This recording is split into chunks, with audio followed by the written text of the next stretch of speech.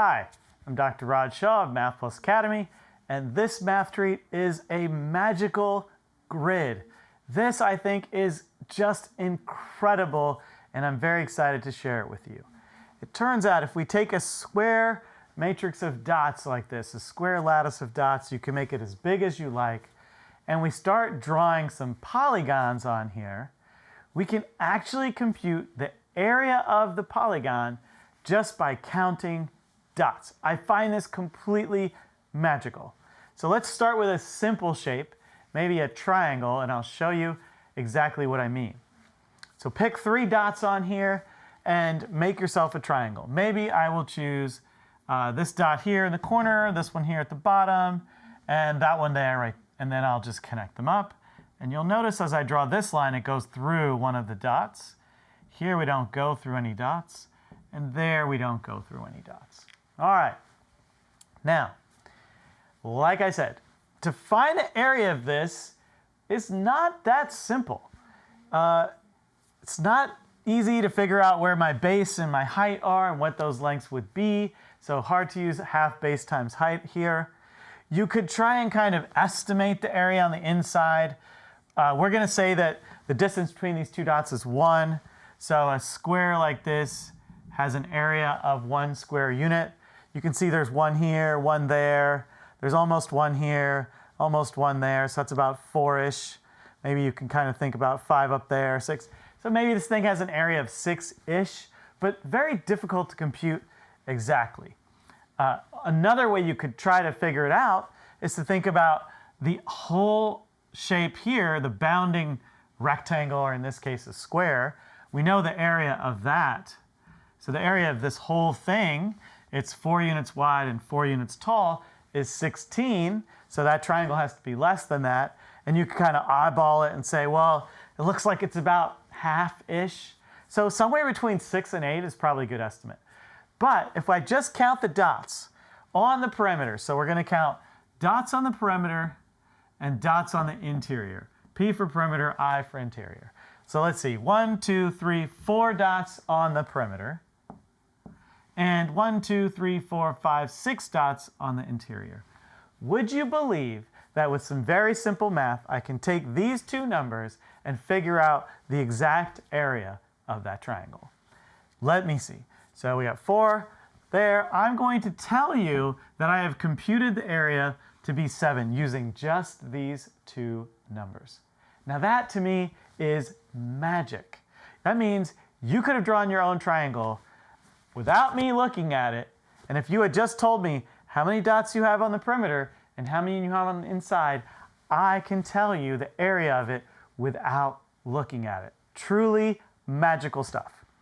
And it turns out that you can generalize this to any shape you could draw on here where the vertices of your shape are on one of the grid points. You could do squares, right triangles, all kinds of different crazy shapes, but we're just going to keep to this.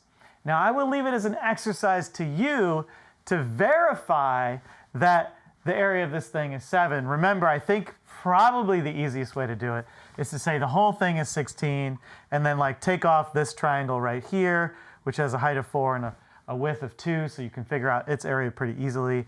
Take this one off. There's a triangle there that you could subtract off, and a triangle here you could subtract off from 16, and then hopefully you'll get 7. So the challenge for this math treat is figure out my formula and figure out why it works. If I were you, I would probably start with things that are very simple and work your way up to more complicated shapes. This is kind of pretty complicated to start with. Maybe just start with squares and rectangles. So let's erase this and let's do one as an example. And I'll just draw a rectangle. So I'll just draw this, for example. All right? There's a rectangle. I mean, this one is very easy to compute the area.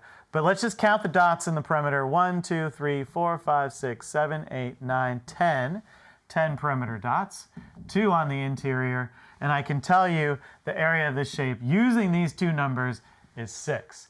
Now, of course, you probably figured that out already because you can see it's 2 units tall and 3 units wide. So, of course, it has an area of 6. So that's not super magical, but it is kind of magical that I can do it just using these numbers, not knowing the height or the width of this rectangle, okay?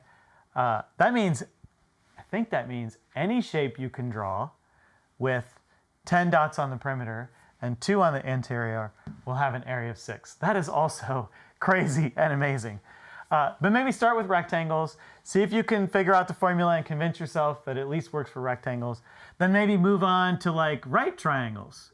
So I'll just keep this part and I'll draw this. Okay. Now what just happened there? Well, I lost all these perimeter points, right? And I lost that one interior point. So now I have, what, half as much stuff, right? So I'm going to have half as many dots on the perimeter. 1, 2, 3, 4, 5, 6.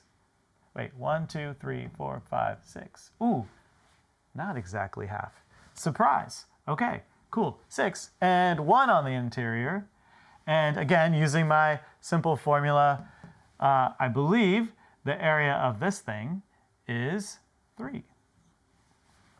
6 dots on the perimeter. What am I doing with these numbers to make a 3? How am I using the 6 and the 1 to get a 3?